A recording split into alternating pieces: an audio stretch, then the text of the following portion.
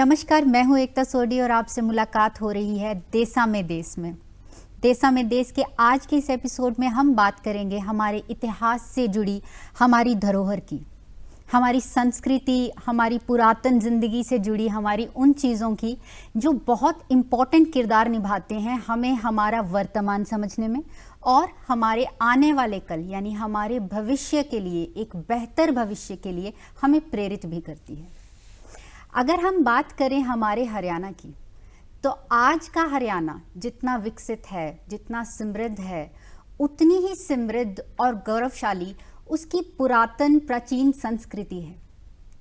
फिर हम चाहे बात करें हड़प्पा से जुड़ी हुई साइट्स की या अनगिनत ऐसे किले, महल, ऐसे स्तूप हैं, ऐसे गुंबद हैं, ऐसे मकबरे हैं और न जाने कितनी ऐसी इमारतें हैं जो आज भी हरियाणा के इतिहास का बखान कर रही हैं।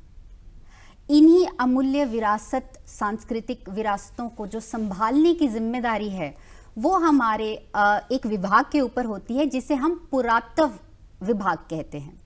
और हर स्टेट का, बहुत सारी स्टेट्स का अपना पुरातत्व विभाग होता है। ऐसे ही हरियाणा में जो एडमिनिस्ट्रेशन काम करती है वो है archaeological department of Haryana.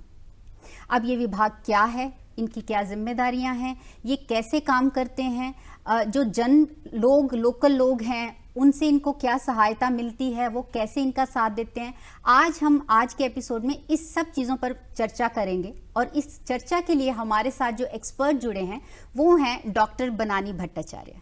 Doctor साहब, आपका बहुत बहुत स्वागत है। धन्यवाद।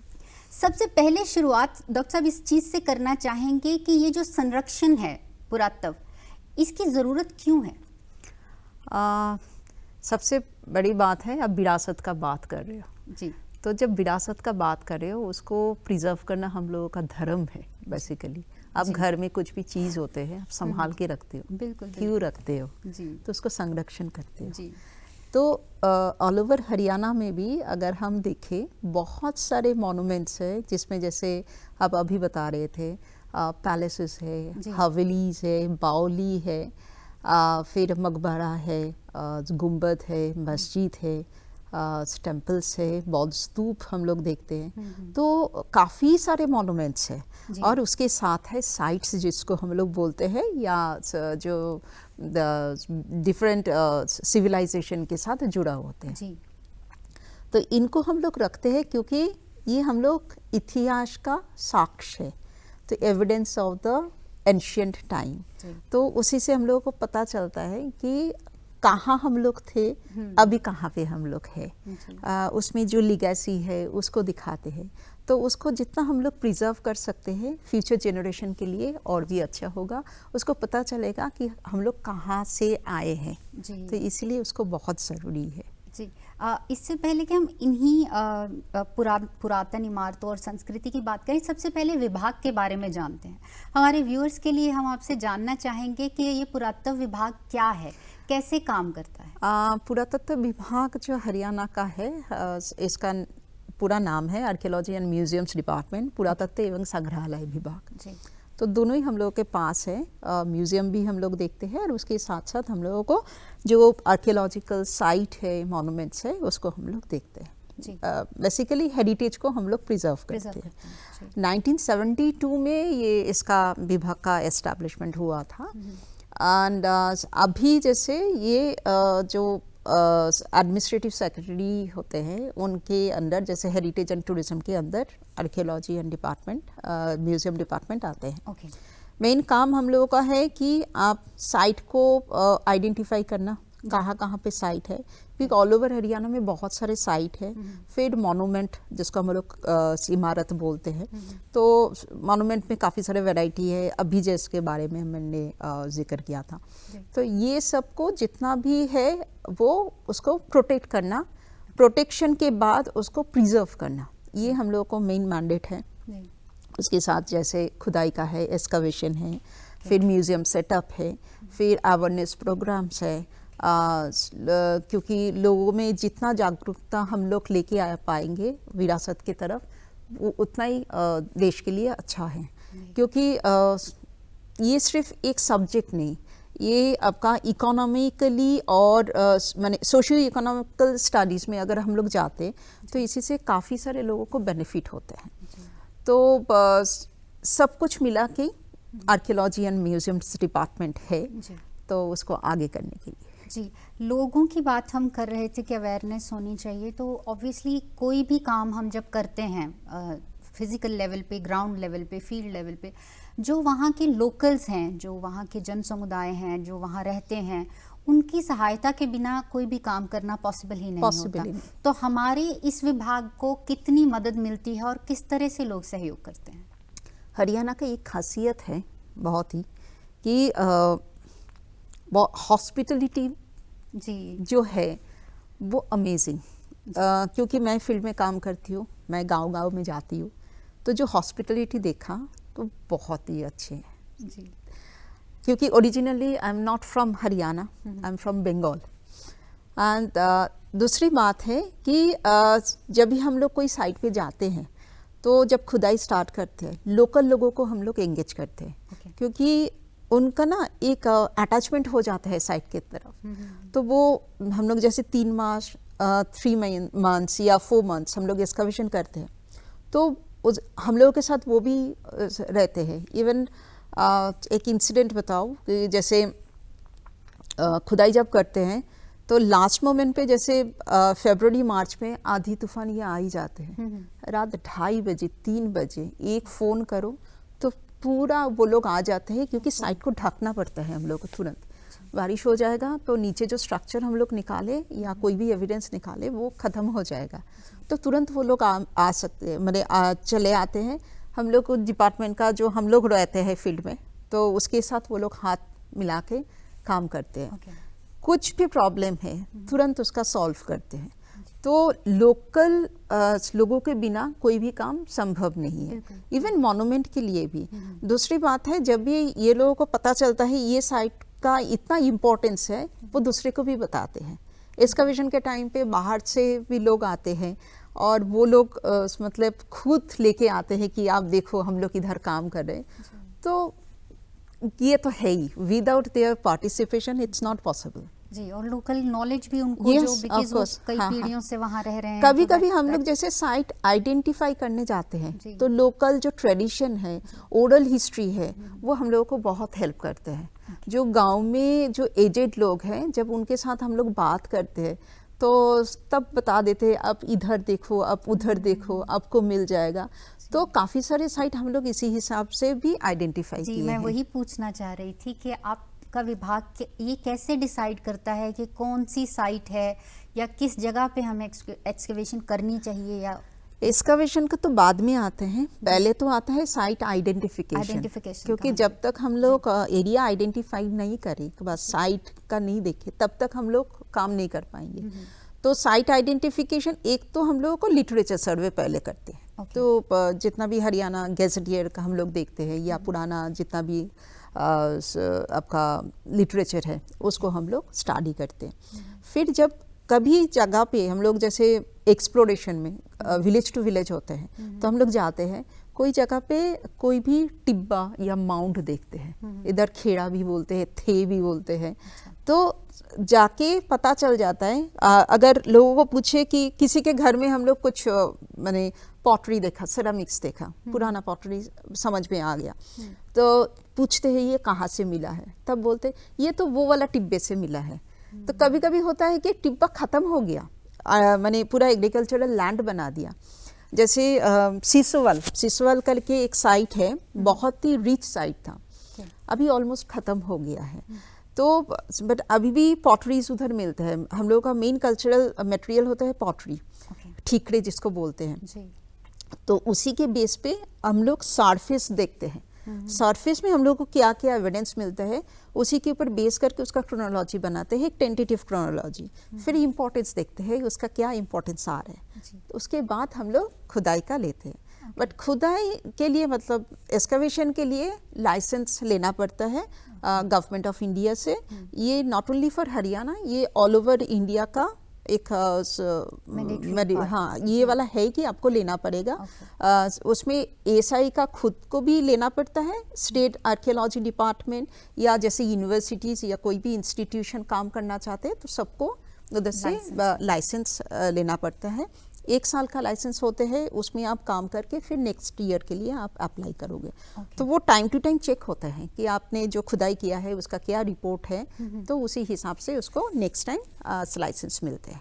ओके, सो टेक्नोलॉजी की हम बात कर रहे हैं, तो अभी तो बहुत एडवांसमेंट हो चुकी है, तो कैसे ये आज के दौर में जो चीज़ें आप पहले करते थे और अब करते हो, क्या डिफरेंसेस आए हैं और टेक्नोलॉजी का क्या हेल्प मिल रहा है? पहले जो लोग एक्सकावेशन सीरियसली करते थे उसी समय, पहले तो उसको हम लोगों का प्रणाम, क्योंकि हम लोगों के पास अभी एडवांस टेक्नोलॉजी इतना आ गया है, हम लोगों को पता चलता है इधर ये मिल सकता है। उन लोगों को वो वाला मतलब वो लोगों को खुद जाके उसको करना पड़ता था। बट अभी जैसे जीपीएस सर्वे आ गया है, एरियल सर्वे का भी हम लोगों को पता चल जाता है कि कोई जगह पे जैसे जब सैटेलाइट इमेजरी देखते हैं तो उसी से पता चल जाता है कोई पैच है तो उसमें कुछ हो सकता है, कोई माउंट है उसी से कुछ हो सकता है। जीपीएस सर्वे में आपका नीचे मिट्टी के नीचे कोई अगर स्ट्रक्चर है तो उसका एविडेंस मिल जाते हैं, मतलब वो जो उसका रिपोर्ट आता है उसमें दिखाई देता है, यहाँ पे आपका मैंने लाइन ड्रॉ कर देते हैं कि इधर स्ट्रक्चर है, तो पता चल जाता है। बट जीपीएस सर्वे ये सब हम लोगों को एक आइडियाज देते हैं कि आपका इधर मिलेगा, बट ओरिजिनली क्या मिलेगा और उसका हिस्टोरिकल सिग्निफिकेंस क्या है एंड उसका क्रोनोलॉजी क्या है, क्योंकि क्या होते एक साइट मैंने इंडिया का मैक्सिमम साइट मल्टीकल्चरल साइट होते हैं, मतलब एक सेटलमेंट गया है, दूसरी बार दूसरा सेटलमेंट आ गया, तीसरी बार तीसरा, तो लेयर वाइज वो सेटलमेंट हो जाता है। हम लोग बोलते हैं मौर्यन पीरियड, कुषाण पीरियड, मैंने Shunga period, Kushan period, Gupta period, तो ये मैंने लेयर वाइज आपको मिलेगा। तो ये जीपीएस सर्वे में वो पॉसिबल नहीं है। तो जीपीएस सर्वे हम लोग को इंडिकेशन देते हैं कि ये आपको नीचे मिलेगा पोटेंशियलिटी के बारे में, बट उसके बाद हम लोगों को ग्राउंड लेवल पे काम करना पड़ता है। तो ये सब चीज़ें जो हैं एक्सकेवेशन का काम है, starting from the first point identification से लेके इट्स अ कॉस्टलियर अफेयर है ना, तो इसमें बहुत कैपिटल यूटिलाइजेशन होती होगी, तो कैसे इसकी ये जो इसके एक्सपेंसेस हैं उनको मीट किया जाता है? गवर्नमेंट हेल्प करती है या कुछ इंटरनेशनल ऑर्गेनाइजेशंस भी हेल्प करती हैं? हरियाणा में जो अभी हम लोग काम कर रहे हैं मेनली स्टेट फंडिंग का है। इट्स नॉट ओनली आपका एक्सपेंसिव, उसके साथ साथ मैं बोलूँगी टाइम टेकिंग ऑल्सो, क्योंकि एक्सकवेशन में हम लोगों को बहुत टाइम लगता है। एक है कि एक्सकवेशन में जैसे कुछ सामान हम लोग को मिलता है डेटिंग के लिए, वो थोड़ा कॉस्टली कॉस्ट इफेक्टिव नहीं होते हैं क्योंकि कॉस्टलीस्ट होते हैं। बट उसके बाद हम लोगों को मैक्सिमम जो लगता है पैसा वो है कंजर्वेशन प्रिजर्वेशन का। जो मॉन्यूमेंट को हम लोग प्रिजर्व करते हैं उसको फेज वाइज हम लोगों को डिवाइड करना पड़ता है। आप टेंटेटिव एक एस्टिमेट लगा के आप स्टार्ट करोगे, लेकिन आप अगर खुद भी देखोगे आपका घर में अगर कोई जगह खराब हो गया है तो उसको अगर आप हाथ लगाओगे दूसरा जगह धंस जाएंगे। तो आप एक एस्टिमेट लिया था, बाद में ये एस्टिमेट भी जोड़ दिया, तो उसी हिसाब से करना पड़ता है। सेकेंड थिंग है कि जो हम लोग मटेरियल यूज़ करते हैं, मटेरियल हम लोग सीमेंट यूज़ नहीं कर पाते, तो टाइम टेकिंग है, इसीलिए लाइमस्टोन की यूज़ करते हैं। मैक्सिमम जगह पे जो मिडिवल का है पूरा लाइमस्टोन की बेस्ट है। जो एंशियंट पीरियड है उसमें हम लोग मड मोर्टर यूज़ करते हैं। तो जो भी है टाइम टेकिंग है।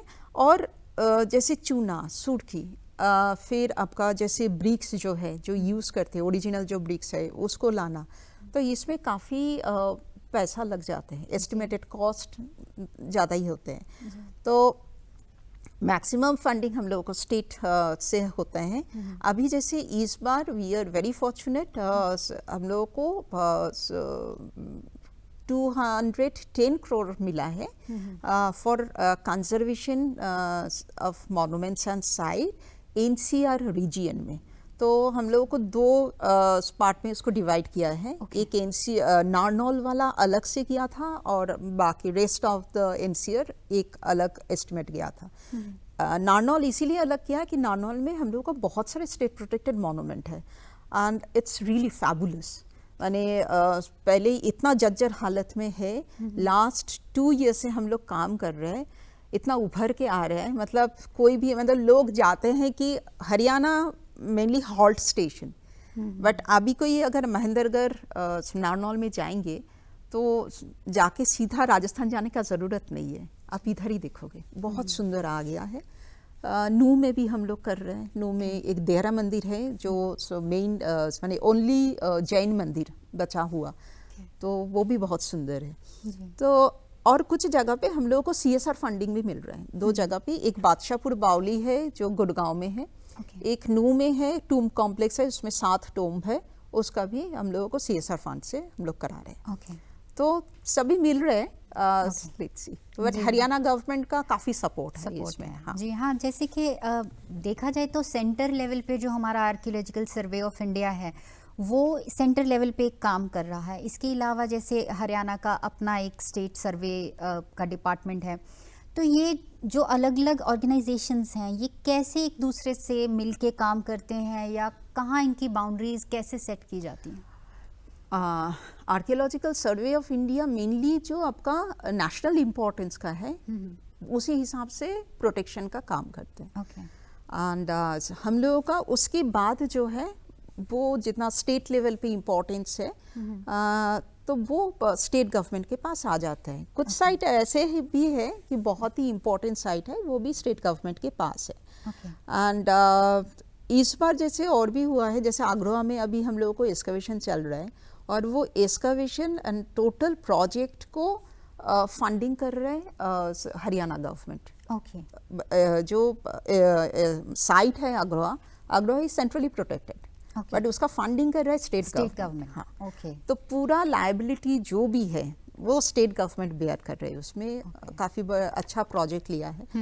तो माने वी आर वेरी हैप्पी कि स्टेट गवर्नमेंट का इतना सपोर्ट मिल रहा है। जी, और उतनी सारी साइट्स भी निकल के आ रही हैं। हाँ, निकल के आ रहा है। एंड सेकेंड थिंग, जब आपका हायर ऑफिशियल्स माने आपको सपोर्ट देते हैं कि आप करो, जो भी करो, पूरा सपोर्ट आ रहा है कि आप लोग जो भी करोगे विरासत के लिए बहुत अच्छा होगा, तो वो भी एक प्लस पॉइंट होते हैं। तो माने we are very fortunate, we have a good officer. अभी हम लोगों को डायरेक्टर है अमित खत्री IAS है, उसके ऊपर मैम है कला रामचंद्रन, बहुत सपोर्टिव है दोनों ही। तो नेचुरली और भी अच्छा काम हो रहा है। जो हम ये एक्सकेवेशंस और ये हम जिसको हम कह रहे हैं कि सब चीज़ें बचाना, संजोना, प्रिजर्वेशन करना, प्रोटेक्शन करना, इसमें एम्प्लॉयमेंट का क्या स्कोप है? जैसे कुछ बच्चों को हिस्ट्री में इंटरेस्ट है, आर्कियोलॉजी में इंटरेस्ट है, तो उनका क्या फ्यूचर है इस लाइन? फ्यूचर का एक तो ग्रास रूट लेवल पे जैसे कभी भी खुदाई का काम होता है या मेंटेनेंस का काम होता है, लोकल को हम लोग लगाते हैं। तो वो एक प्लस पॉइंट होता है, क्योंकि कोई भी खुदाई चलता है तो एटलीस्ट 3 इयर्स 4 इयर्स वो चलता है। तो गांव वाले को पता है कि हम लोगों को वो 4 to 5 मंथ्स अच्छा इन लोगों को मिल जाएगा। क्योंकि जो हरियाणा गवर्नमेंट का रेट है एवरी डिस्ट्रिक्ट में, उसी हिसाब से उसको पे होते हैं, डायरेक्ट उनका खाते में चले जाते हैं। एंड अगर रिसर्चर्स का हम लोग बात करें तो जैसे आर्कियोलॉजिस्ट बन सकते हैं, फिर आपका क्यूरेटर का जॉब हो सकता है। अभी बहुत सारे डॉक्यूमेंटेशन का प्रोजेक्ट आ रहे हैं, डिफरेंट हम लोग को जैसे मल्टीमीडिया उसका काम हो सकता है। एंड अभी जैसे एडवांस टेक्नोलॉजी का GPS सर्वे, ड्रोन फोटोग्राफी, लीडर्स सर्वे, ये हम लोगों को बहुत अच्छा आउटपुट दे रहे हैं। क्योंकि इसका इनपुट अच्छा आ रहा है, तो हम लोग उसका काम कर सकते हैं। जैसे कोई भी मॉन्यूमेंट, उसका जहाँ जहाँ पे क्रैक्स है, लीडर सर्वे से उसी का एक इंच आपको पता चल जाता है। तो इजी हो जाता है उसका एस्टिमेट बनाना, कहाँ पे प्रॉब्लम है। तो इतना पुरानी बिल्डिंग है तो उसको अच्छा से वो प्रिजर्वेशन का पूरा एस्टिमेट एंड प्लान तैयार हो जाते हैं। तो बच्चे लोगों के पास काफ़ी सारे ऑप्शंस है, बट गवर्नमेंट लेवल पे हर समय मिलेगा वैसे नहीं है।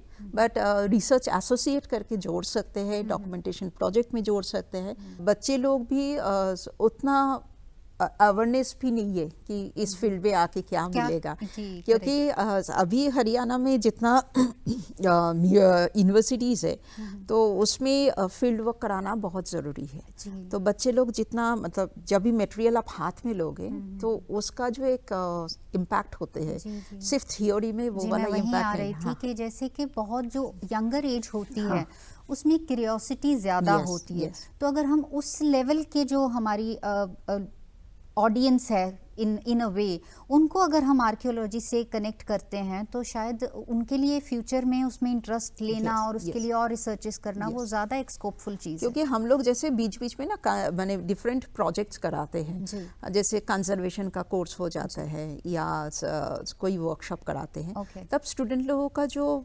एंथुसियास्ट हम लोग देखते हैं, स्टूडेंट्स का जो उन लोगों का सीखने का जो होते हैं, तो उसी से पता चल जाता है कि आगे कोई बच्चे के सामने आप ये लेके आ जाओ तो बच्चे लोगों का इंटरेस्ट ग्रो हो जाता है, आगे जाके पूछते भी है मैम क्या करेंगे, तो वो क्यूरियोसिटी होते हैं और उसी हिसाब से वो लोग काम जी, तो सेज से कनेक्ट करना is a better option then. तो अगर हम एक रफ फिगर जानना चाहें तो अब तक कितनी साइट्स प्रिजर्व हुई हैं और कितने म्यूजियम्स? अभी तक जैसे 6 एट प्रेजेंट स्टेट गवर्नमेंट के पास 62 प्रोटेक्टेड साइट है, साइट्स एंड मॉन्यूमेंट्स 62। हाँ, और 14 पाइपलाइन है, जैसे कुछ प्रिलिमिनरी नोटिफिकेशन निकल गया है, उसका फाइनल नोटिफिकेशन अभी भी होगा।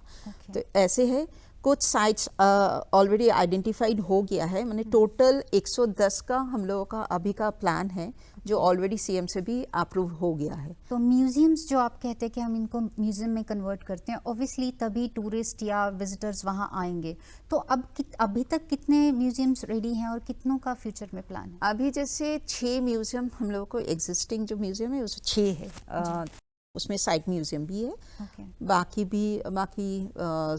जैसे जहाज कोठी में एक है, जहाज कोठी ऐसे मॉन्यूमेंट है जॉर्ज थॉमस का, तो उसी को हम लोग उधर एक म्यूजियम भी बना दिया।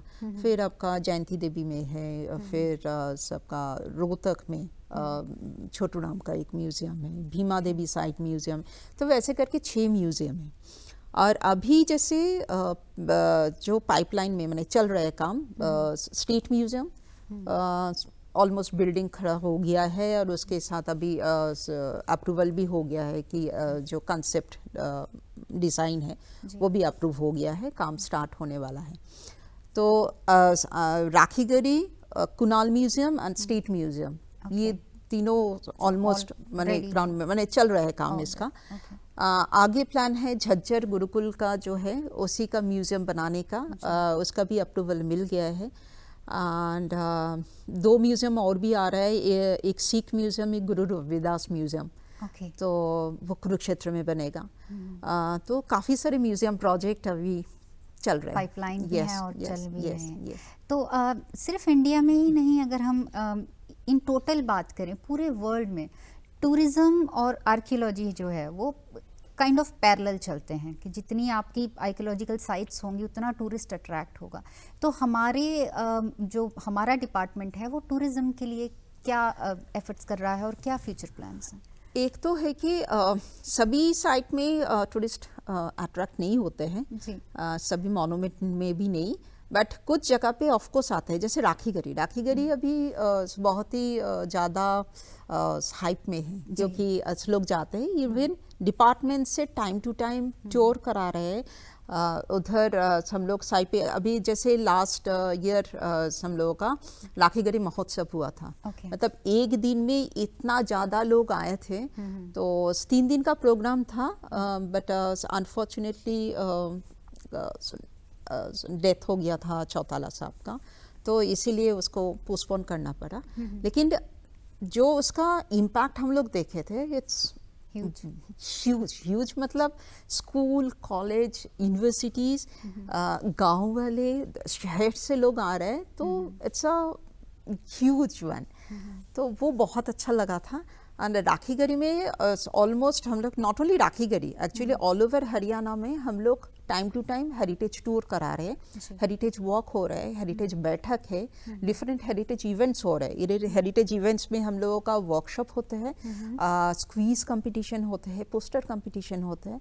तो लास्ट 1 ईयर में हम लोग टोटल अगर इसको हेरिटेज इवेंट ले ले तो 64 हम लोग हेरिटेज इवेंट कवर किया है। और ऑलमोस्ट 3,500 से 4,000 बच्चे इसमें बच्चे एंड द पार्टिसिपेंट्स मेनली उसमें मैंने पार्टिसिपेट किया था। तो चल रहा है, डिपार्टमेंट इसके ऊपर बहुत अच्छा काम कर रहा है। And not only that, department कुछ पब्लिकेशन भी किए हैं, क्योंकि हरियाणा सुन के सिर्फ लोग हड़प्पन के साथ जोड़ते थे। तो हरियाणा नॉट मीन्स सिर्फ हड़प्पन, हरियाणा में प्री हिस्ट्री से लेके कॉलोनियल पीरियड तक कंटिन्यूअस एक माने कहानी है, उसका आर्कियोलॉजिकल एक लिगेसी है, आर्कियोलॉजिकल हेरिटेज हम लोग को दिखाई देते हैं।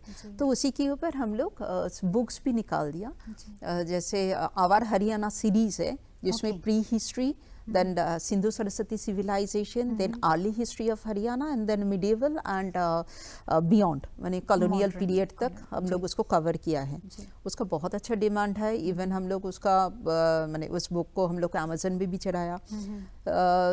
हम लोगों का जो मिनिस्टर है अरविंद शर्मा जी, तो उन्होंने खुद बोले कि आप लोग हर स्कूल में आप इसको भेजो। तो हम लोग पूरा सेट स्कूल को, हम लोग गवर्नमेंट स्कूल को दे रहे हैं। हेरिटेज कॉर्नर किट हम लोग तैयार किया है एवरी गवर्नमेंट स्कूल के लिए। तो बच्चे लोगों के लिए स्कूल में एक हेरिटेज माने it's a sort of museum, वो हम लोग बना देते हैं। उसके बाद बच्चे लोगों को बोलते हैं कि आपके पास, आपके गांव में, आपका घर में जो आर्टिफैक्ट्स है या जो धरोहर है उसी के बारे में इसमें आप डालते रहो। उसका डेटा एक तैयार हो जाएगा। तो इसी हिसाब से पूरा हरियाणा में कितना सारा है, तो वो एक माने हम लोगों के पास डेटा तैयार हो पाएगा। That's really interesting. तो इसीलिए हम लोग उसको हेरिटेज कॉर्नर वाला कर रहे हैं। तो जहाँ से भी आते हैं फ्री ऑफ कॉस्ट इसको हम लोग प्रोवाइड करते हैं। उसमें रेप्लिकास होते हैं, उसमें काफ़ी सारी बुक्स होते हैं, मैप्स होते हैं, ईच एंड एवरीथिंग। तो उसका जो प्लान है वो भी हम लोग दे देते हैं। उसके साथ मॉड्यूल है, तो जो टीचर्स है उनका वर्कशॉप करा के या उसमें एक डेमोन्स्ट्रेशन देके हम लोग स्कूल में उसको दे रहे हैं। राखीगढ़ी म्यूजियम का उसका भी कंसेप्ट का जो डिज़ाइन है वो अप्रूव हो गया है, उसका काम स्टार्ट होने वाला है। एंड उसमें उसी कॉम्प्लेक्स में हम लोग 4 बिल्डिंग बनाया। एक म्यूजियम बिल्डिंग है, एक सबका हॉस्टल है, गेस्ट हाउस है and the cafeteria. Main problem होता था कि जो भी स्कॉलर्स ये सब आते थे राखीगढ़ी में, रुकने का जगह नहीं मिलता। तो अगर कोई बच्चा काम करने के लिए आए, क्योंकि हम लोगों को जितना भी आर्कियोलॉजिस्ट है या जो भी है, साइट विजिट और साइट में वो एक एक चीज़ देखना बहुत ज़रूरी है और वो टाइम टेकिंग है। तो अगर कोई जाते हैं एक दिन में आप ट्रिप करके तो नहीं आ पाओगे, उसमें रुकना पड़ेगा। तो इसीलिए उसको बनाया गया था। कुनाल में भी हम लोग वही कर रहे हैं। कुनाल ऐसा छोटा site, pre Harappan site 6000 BC, और बट उसके लिए हम लोग जो खुदाई किया था तो उसी को हम लोग ओपन करने का ट्राई कर रहे हैं, क्योंकि पब्लिक अगर देखे कि नीचे क्या मिला है, क्योंकि हम लोग खुदाई करने के बाद मिट्टी डाल देते हैं, उसको ढक देते हैं, क्योंकि आगे कोई ना गिर जाए, उधर जो अंदर स्ट्रक्चर मिला है उसका ना कुछ नुकसान हो। बट उसी को ही हम लोग रेप्लिकेट कर रहे हैं म्यूजियम में भी। साइट में म्यूजियम भी बना दिया। एवरी साइट में हम लोगों का ये है कि जो टूरिस्ट फैसिलिटीज़ है, एमिनिटीज़ है, उसको हम लोग रखें, तो कि जो भी आएगा तो पूरा काम करके जा सकते हैं। तो ये हम लोगों का एक ऑब्जेक्टिव है सभी का। एज अ टूरिस्ट स्पॉट मतलब लास्ट 10 ईयर्स में हरियाणा का आर्कियोलॉजी फील्ड में इतना डेवलपमेंट हुआ है, तो काफ़ी सारे लोग हरियाणा के ऊपर काम करने के लिए राजी है, इंटरेस्टेड है, बार बार आते हैं, हम लोगों के पास मेल आते हैं। सबसे बड़ी बात है अवेयरनेस बढ़ रहा है, क्योंकि यस कॉइन्स मिला है, फोन आ जाता है, मैम इधर से कॉइन्स मिला है, इधर से स्कल्पचर मिला है। हाँ, तो ये बहुत अच्छा बात। जी डॉक्टर भट्टाचार्य, बहुत इंटरेस्टिंग कन्वर्सेशन है और नेवर एंडिंग है। इस पे कितने घंटों भी बात की जा सकती है, और स्पेशली आप जैसे एक्सपर्ट के साथ जो खुद इतने सालों से फील्ड में है और काम कर रहे हैं। आई विश कि और टाइम होता और बहुत सारी बातें करते, पर आज के लिए इतना ही। और आप हमारे इस एपिसोड को रिपीट देख सकते हैं हमारे यूट्यूब चैनल पर जब भी जी चाहे। आज के लिए इतना ही, हमको दीजिए इजाज़त, फिर से होगी आपसे मुलाकात। नमस्कार। Thank you.